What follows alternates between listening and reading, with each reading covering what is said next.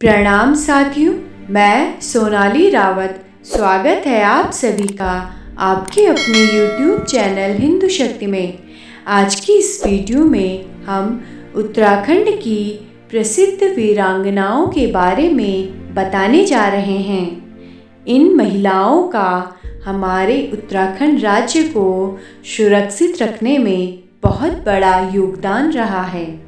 आइए जानते हैं उनके बारे में। गौरा देवी, इनका जन्म 1924 में उत्तराखंड के लाता गांव में हुआ था। इन्हें चिपको आंदोलन की जननी कहा जाता है। उस वक्त काफ़ी बड़े बड़े पेड़ पौधे थे जो कि पूरे क्षेत्र को घेरे हुए थे। 12 वर्ष की आयु में रैणी गांव के मेहरबान सिंह से इनकी शादी हुई थी। शादी के 10 वर्ष बाद किसी कारणवश उनकी मृत्यु हो गई। फिर बच्चे का लालन पालन करने में उन्हें काफ़ी दिक्कतों का सामना करना पड़ा।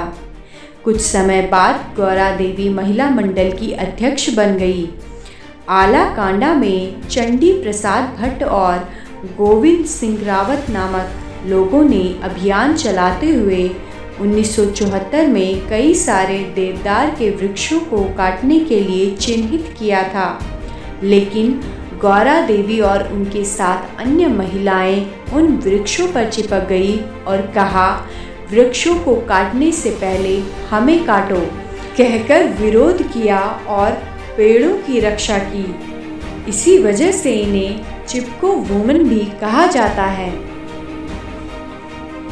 जिया रानी, जिया रानी को कत्यूरी राजवंश की राजमाता और कुमाऊं की लक्ष्मीबाई कहा जाता है और इन्हें मौला देवी या पिंगला देवी के नाम से भी जाना जाता है।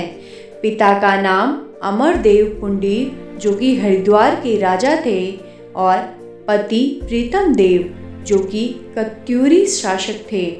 जब हरिद्वार में बाहरी शासकों ने आक्रमण किया तब प्रीतम देव ने जिया रानी के पिता की सहायता की थी। फिर जिया रानी के पिता ने प्रीतम देव और जिया रानी की शादी करवा दी थी। जिया रानी उनकी दूसरी पत्नी थी। इनके पुत्र थे ब्रह्मदेव, धामदेव और धुलादेव। जिया रानी ने कुमाऊं के गोलाहाट में रानी बाग का निर्माण करवाया था। उत्तराखंड में अन्य स्थानों पर भी पहुंच गई थी। जिया रानी और तैमूरलंग के बीच यह युद्ध रानी बाग में हुआ था। जिया रानी ने तैमूरलंग की सेना को परास्त कर दिया था। दीपा नौटियाल या टिंचिरी माई या इच्छागिरी माई, इनका जन्म 1917 में मंजूर गांव यानी थलीसैंण में हुआ था। इन्होंने उत्तराखंड में पाखंडी साधुओं के खिलाफ मोर्चा चलाया और उत्तराखंड में नशा काफ़ी हद तक बढ़ गया था, तो इन्होंने नशा मुक्ति आंदोलन चलाया। सरला बहन या मिस कैथरीन हैमिलमैन, इन्होंने भी उत्तराखंड में पर्यावरण संरक्षण में बहुत महत्वपूर्ण भूमिका निभाई थी।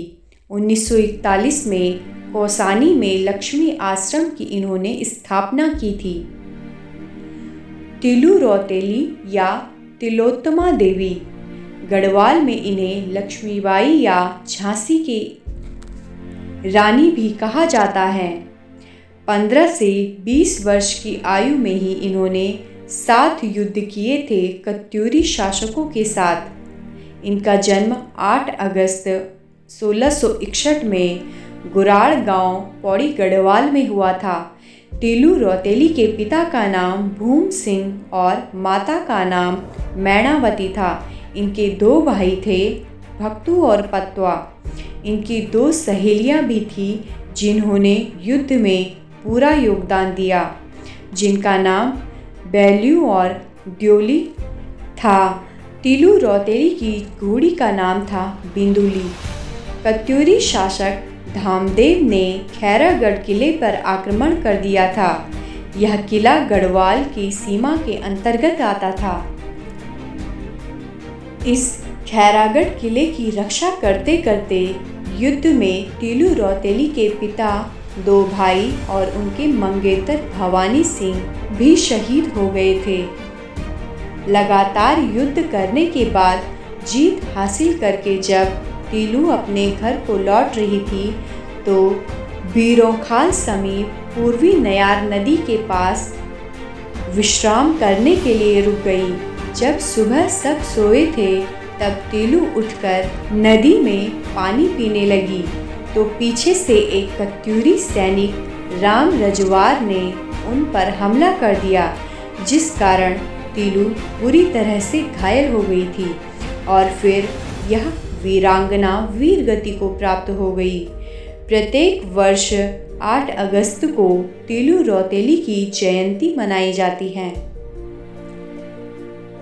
रानी कर्णावती को नागकटी रानी के नाम से भी जाना जाता है। इनके पति का नाम था महिपत शाह। महिपत शाह के सेनापति थे माधव सिंह भंडारी। युद्ध में महिपत शाह की मृत्यु के बाद उनके 7 वर्षीय पुत्र थे पृथ्वीपति शाह, जिन्होंने इतनी कम उम्र में राजगद्दी संभाली। जब 1635 में शाहजहां ने उत्तराखंड पर आक्रमण किया तो रानी कर्णावती ने शाहजहां के 30,000 से भी अधिक सैनिकों के नाक और कान काट दिए थे। इसी कारण उन्हें नागकटी रानी के नाम से भी जानते हैं। विष्णु देवी शाह, इनका जन्म 1902 में बागेश्वर में हुआ था। स्वतंत्रता संग्राम के दौरान ये पहली महिला थी जो जेल गई। मई 1930 में विष्णु देवी शाह के नेतृत्व में महिलाओं ने अल्मोड़ा में स्वतंत्रता की खुशी में शोभा यात्रा कर रही थी। अंत समय में उनका कोई अपना नहीं था। फिर गुमनामी की जिंदगी में सन 1974 में उनका निधन हो गया। ये थी कुछ उत्तराखंड की प्रसिद्ध वीरांगनाएं। उम्मीद है आप सभी को यह जानकारी पसंद आई हो।